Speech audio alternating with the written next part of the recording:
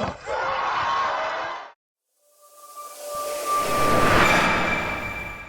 y'all, we here with a goodie right here. Must see basketball. To my left, I got a renowned, oh man, this guy right here is one of the best ever in New York City. Matter of fact, world renowned. We got Gary Springer. Big Dip right here, sitting with us today. So he's going to tell you about his start and how he did in basketball and what he's doing and everything. So right now, Gary, you could take it away. But I just got a question. One of my first questions is like, what was your beginning and what was your start? Like how you got attracted to basketball, how you started. What was your start? I always loved basketball, watching it on TV with my pops. So probably when I was 9 to 10 years old, got a basketball, man. I couldn't go out and play, but I stayed laid in my bed shooting the ball at the ceiling. See, a lot of cats don't realize that. You know, I learned how to shoot the ball on my own by just laying in the bed, flicking it up to the ceiling, trying to see how close I can get to the ceiling and make the ball touch. And that's how I developed my touch for shooting basketball. But I would take the ball when I did go outside, and I would dribble everywhere, every day. I kept a basketball with me, you know, in the park.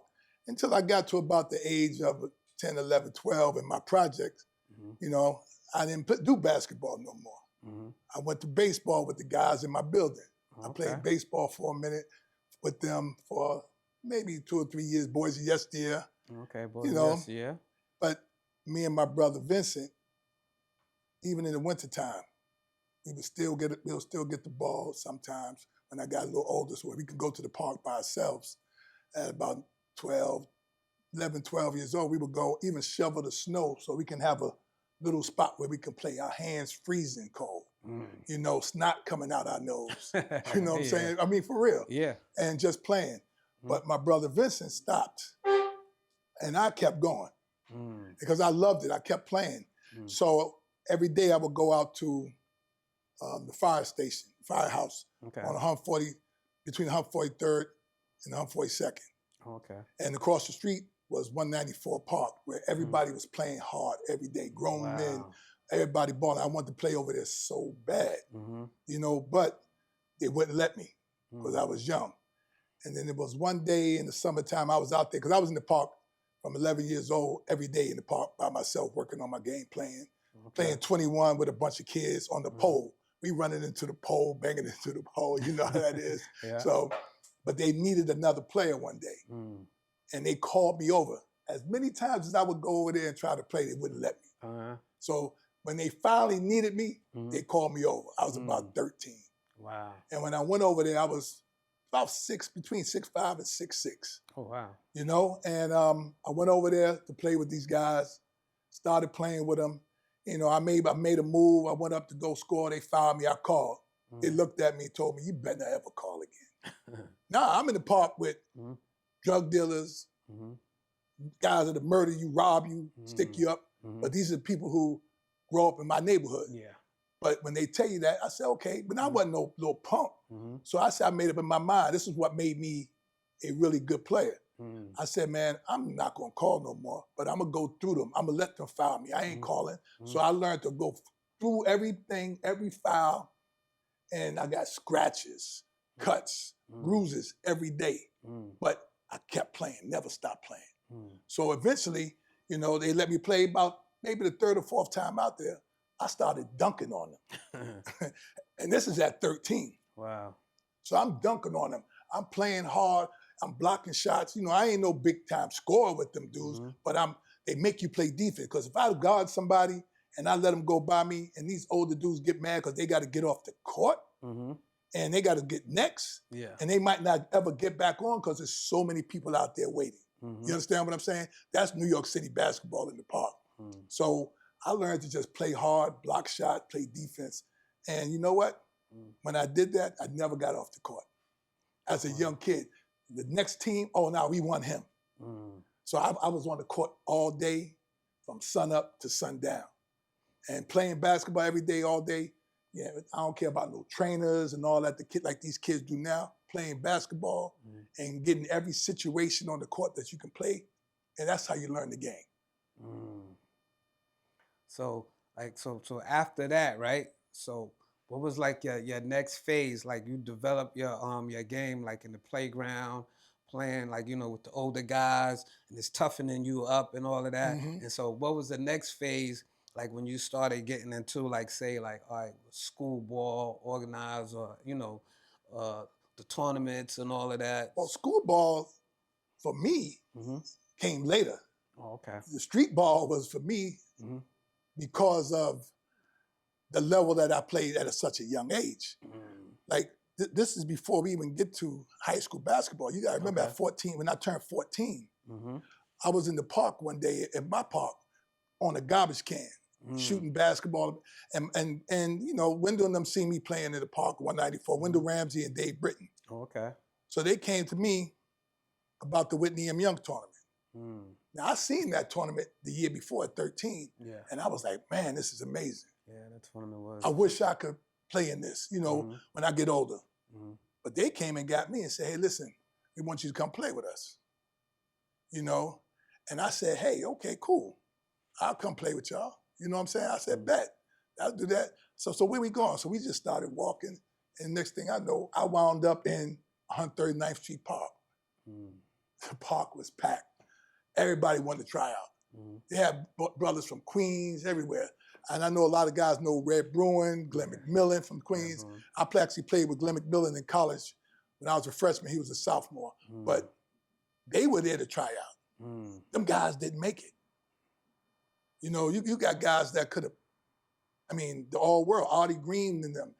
That team was unbelievable. Mm. But, I'm gonna tell a little bit about this because, I got a book coming out and some of this stuff is in my book. So if people want to, but the point was that Dave Britton and Wendell decided they wanted to do their own team. Mm. You know what I'm saying? Mm-hmm. So since they decided to do their own team, they were saying, hey, come on, Gary, let's leave. Mm-hmm.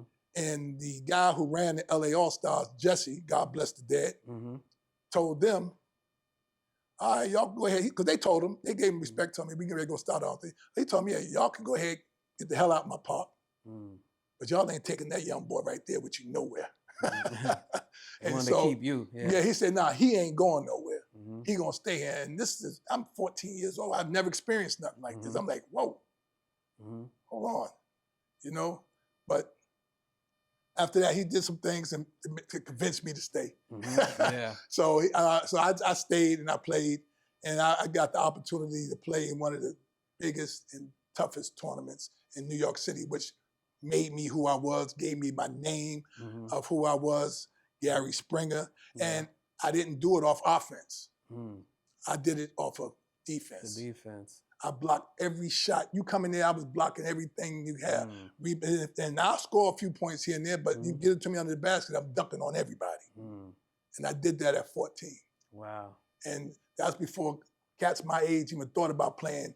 I was playing against McDonald's High School All-Americans at 14 years old, Albert King and all them guys. And it was an unlimited tournament, which means it was pros in the tournament too. Oh yeah, of course. College players in the tournament. So it wasn't just high school guys, it was unlimited. Unlimited, yeah. By the end, this is gonna be in my book. By the end of the tournament, I was the MVP. Wow.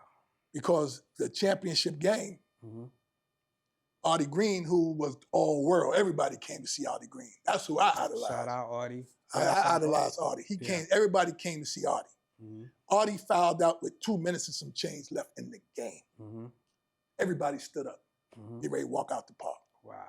You know what I'm saying? And I said, man, I got a mindset that I don't care, I'm gonna win. I ain't never scared of nobody in no situation. So I called for the ball. They threw it to me. I spun, dunked it, bam. Wow. People started sitting back down. So we had to make a stop. We came out, I got a block shot. We got it back and made a stop. But I ran. So I ran the length of the floor, got it again on the opposite side. Spun off, dunked it again. Wow. Bam. We down 2 points. And this now is like 40-something seconds left. So we needed another stop. I think it was either VJ or I don't know, Ty Scott. Somebody deflected the ball, we got a steal. I ran. I was running again, and they were chasing me this time. Mm-hmm. So me, I said, man, I'm athletic. I'm gonna take off. They're gonna have to catch me. So the guy tried to foul me, but he fouled me, Mm-hmm. but I had already took off, and I dunked it, Mm-hmm. and I had a free throw to make Okay. to win the game. The game's tied. I hit the free throw, but we still needed that stop at the end of the game. Yeah. With about 10 seconds left, and we got the stop, and we won the game. Yeah, that's And, good. you know, I got that's a good MVP. feeling. Artie Green got most outstanding for the whole tournament. Mm-hmm. But I got MVP at 14 years old in the championship crazy. game, Yeah, and that's that's when, young, man. and that's That's when young. it was the demand from every big time drug dealer, Mhm. every big time basketball organization that played ball. Everybody was pulling at me in all directions. Wow. That's crazy. That's crazy, especially at 14. Yeah, At 14, You know? making a mark like that, man. That's incredible. Because a lot of times, a lot of people they start like 17, 18. You know what I'm saying? Yeah. But to get noticed at 14 at a very young age, that's big. and the good thing is, and the thing about it was nobody knew who I was. Never seen me before. All these guys that's playing normally played against each other, seen each other for years. I'm a new kid, just showed up out of nowhere. It's like You know what I'm saying? quiet assassin. Yeah, I showed up out of nowhere because I was young. Mm. So the same tournament I idolized the year before, Mhm. I'm playing in it the next year Mhm. and doing my thing. Yeah, they knew who you are then. Yeah, they knew who I Yeah, was yeah, then. yeah, Gash Springer.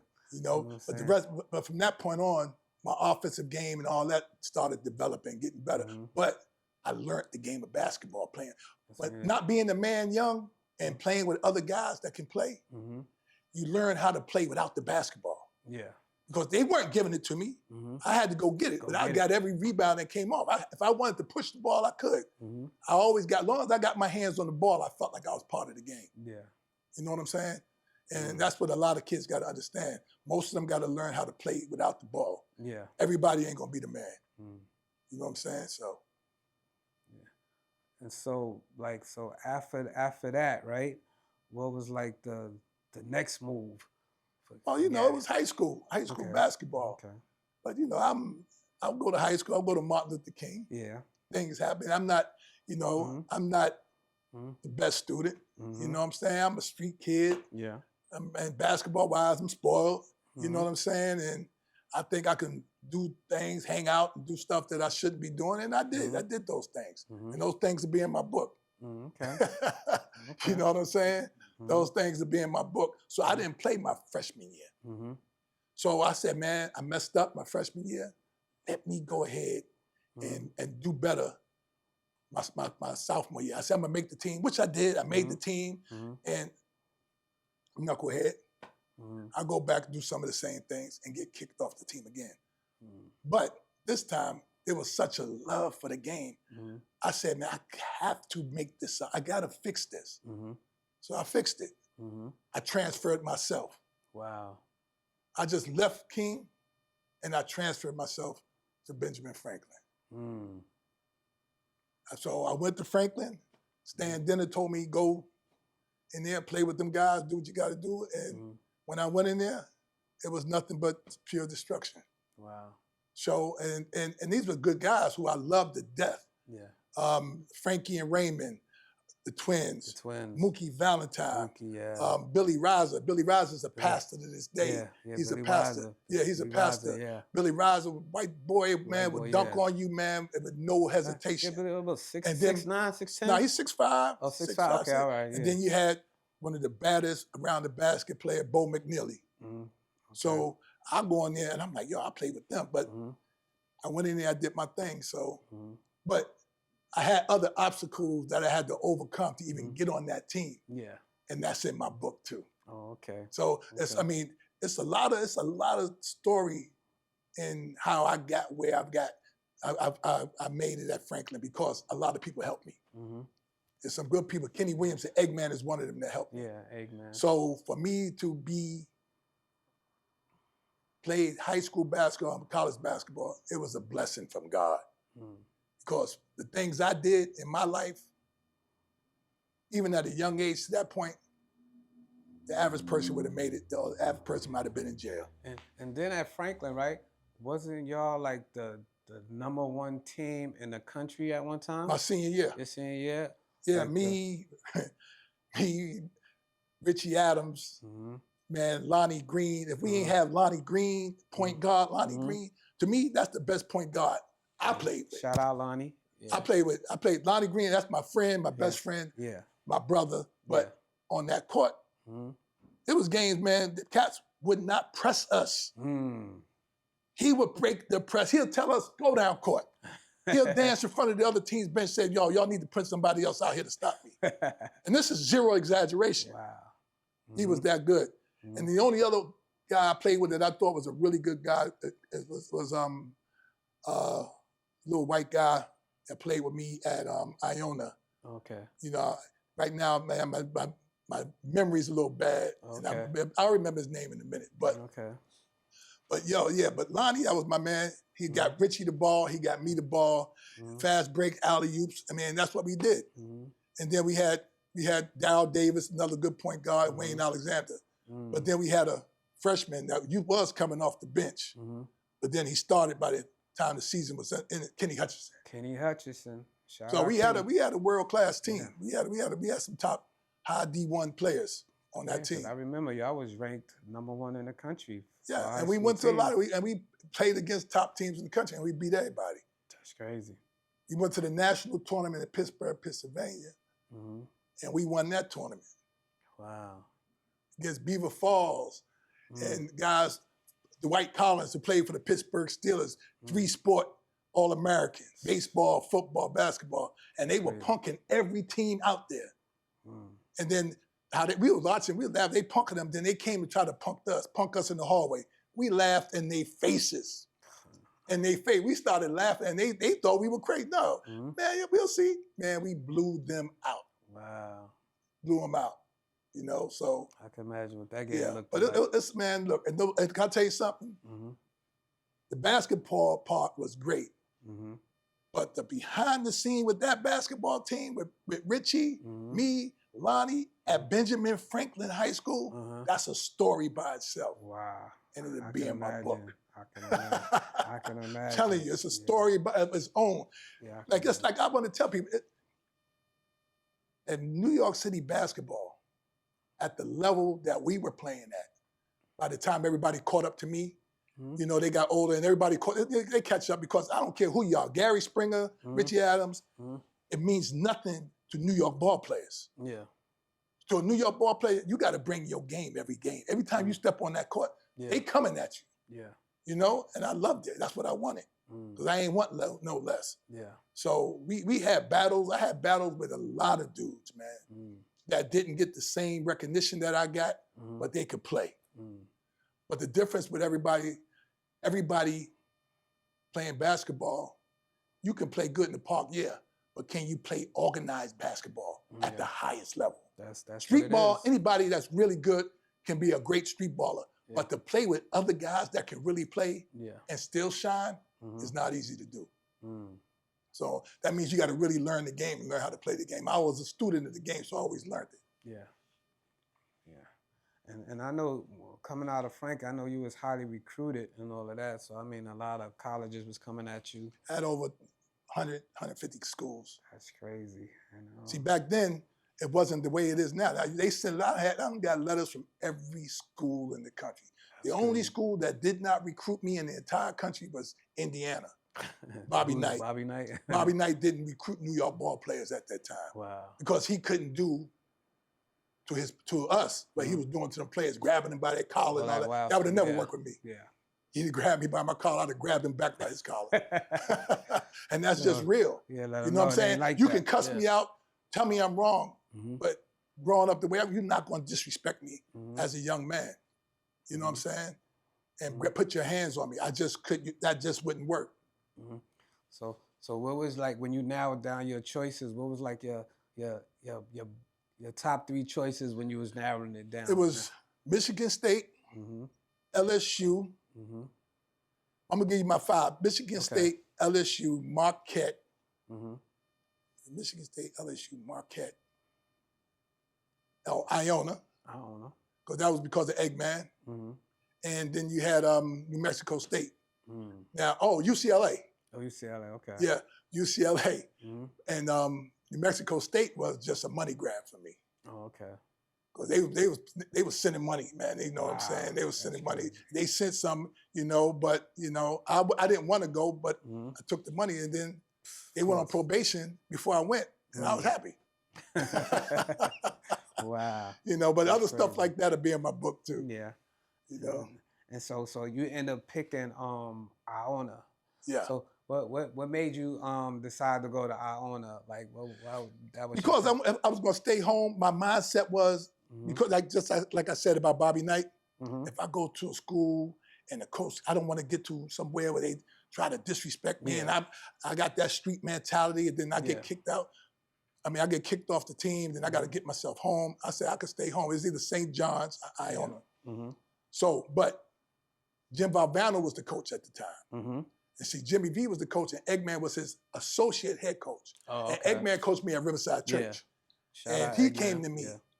And like I said, the reason I went to Iona is because of Eggman, and he helped me get to that point. I don't want to give that part of the story away of how he maneuvered and helped me through the principle of Benjamin Franklin, how they got me. So it's some stories I'm gonna leave out. Yeah. But it's some stuff people want to hear. It's in the book. It's in the book. It's some stuff people want to hear. Yeah, because I remember like when you got to Iona, and this is big that I remember, you was like the freshman of the year, like all the colleges, like you was the #1 freshman of the year. Yeah, even like out of you got Doc Rivers, you got Sam Perkins, Derek Harper, Vern Fleming, Matt Doherty, James Banks, all them dudes were McDonald's All-Americans with me. Yeah. And out of all of them, because it's not like it is now. Yeah. We wasn't no one and done. You stayed 4 years. Yeah. You know what I'm saying? You did all 4 years. And freshmen didn't get accolades. They would say, oh, he'll be good next year, this year. Yeah. And a lot of freshmen didn't start and play. Mm-hmm. You had Ralph Sampson, who was a senior. You had Albert King. You had Stan Bowie. You had Buck Williams. You had all these guys. Yeah. And I was the only freshman to make honorable mention All-American in the whole country with them. That's crazy. I was the only one put on there with them. And this was college. Yeah. And that same award that I beat Pat Ewing and them out for in high school, I was the only freshman up for it again in college my freshman year with other high school seniors. Jeff Lamp, Buck Williams, Albert. I mean, every high school, college All-American you could think of. I was the only one up for that thing with David Russell from St. John's and all of them. He was on them. But all them guys was on that list, the Big East players, ACC players. I was the only freshman to make that list. So how was it playing at Iona? Like, I mean, it was good. I mean, basketball, when I went to Iona, Iona was an independent. They weren't in a conference. Oh, okay. Because if they was in that, it was Notre Dame and Iona, the only 2 schools left at that time in the country that wasn't in the conference. And the following year after my freshman, they went to a conference. If they was in MAC, that, right? Yeah, MAC. If they was in that conference before I went, I would have never went. Because we had independence and we played everybody. Yeah, so that's cool. We played all the top schools across the country, the best players. UNLV, we played Kansas, we played Kentucky, we played Ohio State. We played San Francisco. We played at the time. San Francisco had Quentin Daly and all these All-Americans. Wichita State, Anton Clark, Cliff Livingston, NBA pros, All-Americans. Tennessee, Dale Ellis, SC. We played all these schools as a freshman. And who's some of the guys? Louisville. Yeah. We played all of them. Yeah. So who were some of the guys that y'all had that played along with you in Iona that you can remember? My partner in crime, Steve Burke. Oh, Steve Burke, all day. Yeah, man, we played all 4 Steve years Burke. together. Yeah, Steve Burke, no question. Yeah. Me and him, Steve, I got hurt. I played hurt my last 3 years. And Steve, at the time, I was the all-time leading rebounder. I'm one of the few players in Iona history. I almost got 2,000 points. I got 1,899, something like that, but I got hurt. But I got over 1,000 rebounds. You know what I'm saying? So to have 1,000-something points, almost 2,000 points and 1,000 rebounds. That's a lot. I got like 1,200 rebounds. That's a lot. Cats don't do that. And I did that on one leg. That's crazy. That's crazy. One leg. I should have actually sat out and got myself together. But I love the game, and I let people talk to me, and that's in my book too. Yeah. You know what I'm saying? So for me to keep playing, the reasons I kept playing, people to find out in my book why I kept playing and I didn't sit out. You know, sometimes people take advantage of situations and people, you know, even though you might have parents in your life, but that basketball world is different if they're not involved and they don't know how it works. So, you know, but that's why I made sure my son was in a better position later on down the road. Yeah. Yeah. That's Jalen Springer. Yeah. Yeah. Went pro. Got drafted Philly, right? He got drafted Philly, first round draft. Yeah, one and done. Yeah, one and done. That's crazy. That's crazy. He was a top kid his whole life, all the way through from 9 years old on. Wow. And then, know what I always wanted to know, like, say, how was it, like, say, like, you playing Iona, when you come home, like, was any, like, you had any favorite tournaments you used to like to play in the city? Come like, home, I ain't never leave. I mean, Iona right there. I mean, yeah, you're right. I was up there. Man, that's the point. I came home so much. Yeah. You know, it might have been better for me to go away to school because of how close I was to the city and how easy access a lot of stuff was to us. Yeah. You know, living here in the city. So was it fun playing like in the Rucker, King Towers, Oh yeah, I loved it. and stuff? No, King Towers, I mean, amazing. It's amazing. Unbelievable. There's no other place on the planet to me to play basketball in the summertime. New York City. Whitney M. Young, King Towers, Rucker Park, did it all. Yeah. We don't play in the park where they're on the roof. They're in the trees. Wow. You know, they on the walkways. You cannot walk through. No, you can't even walk through the walkways. You know what I'm saying? To get into the park. You know, but it's people had tricks. Kenny Smith spoke about it in his documentary when he was talking about the basketball. He said, if you want to see Richie Adams and Gary Springer play, you had to come at least 2 hours early. This is what Kenny the Jet Smith said. Yeah. And so people already heard this. But he also said that guys would shoot their guns in the air so people could run. so they could come sit there, they go get a seat. That was slick. That was slick. Cause you hear that gunshot, you're going pew. Yeah, so that's one of the things Kenny said in his documentary. Oh, okay. Yeah. Okay. So after that stop, right, in Iona, I know you had got drafted by Philly. I think it was Philly. I got Philly, yeah. But, you know, when I got drafted by Philly, my knees were bad. Oh, okay. You know what I'm saying? My knees were bad, but I still played hard. I went, you know, it's just that my knees couldn't take it. You know what I'm saying? Because I tore my patella tendon. You know what I'm saying? Back then, the surgery, you know, it was no coming back from it. So he said, I had tendonitis real bad. I used to have to ride a bike during timeouts, halftime, to keep my legs warm. Wow. And that's what I'm saying. I would get to that part later on in the book about why I was doing that and why I didn't just take that time off. You know what I'm saying? So like the Cats still couldn't outplay me on one leg. No, they couldn't deal with you. Yeah, because I got Richie and Sid Green at the Meadowlands. I got Richie and Sid on one leg. On one leg. You rocked the Meadowlands. Man, they were beating us 16 points at halftime. Wow. Coach Pat Kennedy and them. We beat New York City ball players, man. We running a half-court offense, and they running and gunning on us, running rebels. And man, they was smoking us. And we had a little.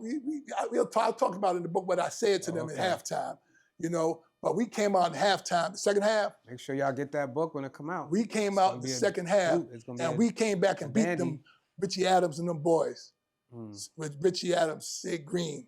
Wow, y'all beat them? Yeah, we came back and beat them from 16 down at halftime. That's crazy. That's a good comeback. Yeah, I had a 20-20. I had a 20-20 game. Oh, okay. So you talking 20 points, 20 rebounds. 20, that's Steve Bird had about 30 something. Ooh. Yeah. That's why they call it all day, Steve. All day. Yes, sir. Yeah.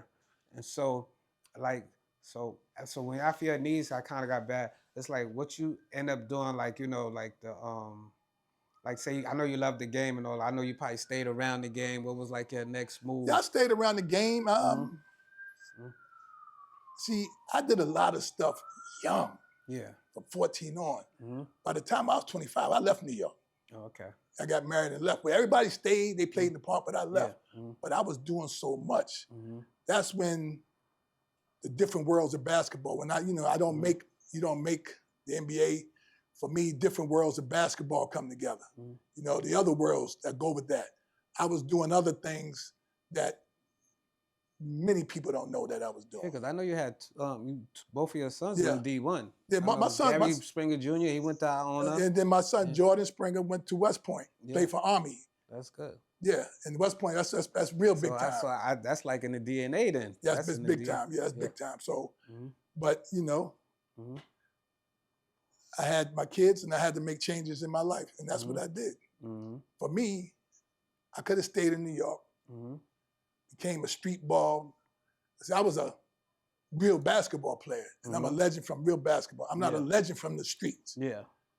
You know what I'm saying? My legend carries through regular basketball, the streets, college. Yeah. I got pros that talk about me. I don't talk about myself. Yeah. NBA players talk about me. Because I don't run around talking about myself. Yeah. So my game transcended as far as the person I was as a basketball player, even till this day. Yeah. So. Yeah. So like far as like now, I know like you still like in the basketball sector, some form of fashion. Yeah, I like, coach. You know, you coach. I have one of the top AAU programs I coach for in the country, B. Mays Elite. Oh, Bobby Mays went to Tennessee, went to the Elite Eight or the Final Four, I'm not sure, with Bruce Pearl. You know, and we on the Under Armour circuit, we got an Under Armour contract. Okay. And we always having top players. We got players in the SEC, ACC. We got players all over the country right now. So I coach every year. And I coach whatever team need to be coached, but mostly I coach the 18 and under seniors, the top players in the country. That's big. That's big. You know, that's like a form of giving back and, you know, passing on, you know, your experience with the game. We got girls. We got the girls we got the girls program. We got the boys. We go from second grade on up. We got my man Scrap, who does the young kids all the way through. Then you got me and Bobby. Then we got DT and my son Gary Springer Jr. That coach and do the strength and conditioning. And then Steve Burt coaches with us. Oh, that's fine. That's so good. we got a good program. So I make sure we incorporate our people into what we're doing. Yeah, that's good. That's a good look. That's a good look and all of that. And so, like, say if you had to drop a gem, I mean, you know, some knowledge on like the kids that's coming up today playing ball or becoming like a big person, I mean, a better person in society, like right now or whatever, what would you pass on to them? Like you know, the younger generation that's coming up want to play ball or want to become a better person in life, family, whatever, you know, what would you say? I would tell them, and now today's basketball era, you have to put in work. Gotta put in work. You have to work in the game. And you got to get with coaches that you trust and believe in because you got to allow coaches to tell you your faults, to tell you what you don't do good. You know, everybody does some things well, but you have to take the criticism in basketball to say, hey, that you don't do this well, you need to work on that. And that's mostly the parents because everybody think their kid's a pro. Yeah. Everybody think their kid is better than the next kid. So if you start giving constructive criticism at a coach, you'll find out that some of these parents, it ain't the kids, that these parents will believe that you're putting their kid down and saying that. No. And you never stop working on your game, even if you go pro or don't go pro.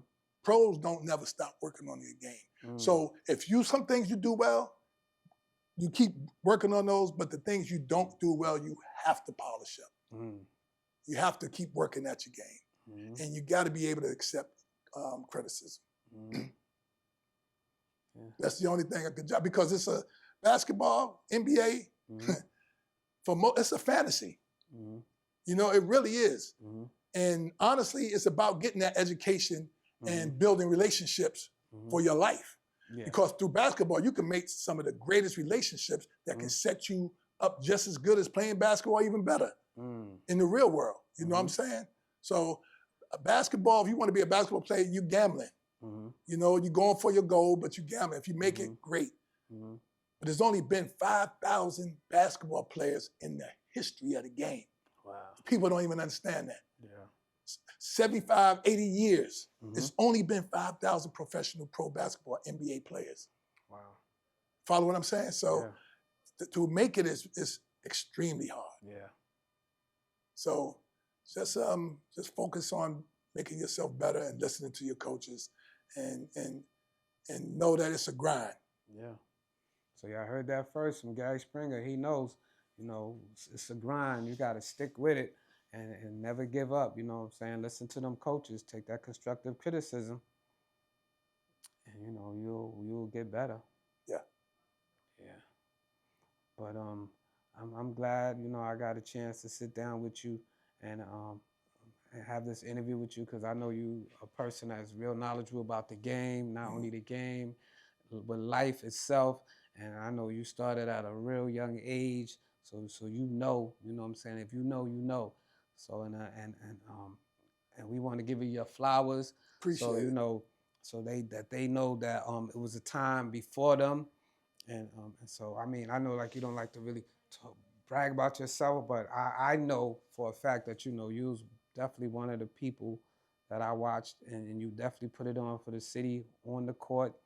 We talking about school level, street ball. You was must see basketball, and I really appreciate that. You took your time out to have to sit down with me, and so the people that's watching right now, this is definitely one of the great ones that did it on all levels. And if you can learn something from this interview, take it because this is like that guy. You know what I'm saying? So appreciate you guys, No Springer, problem. for sitting Anytime, my down. You brother. know what I'm saying? You know it. And having this talk with us, and we gonna give you flowers, and that's it, man. Much love to this guy, Springer, the Big Dip.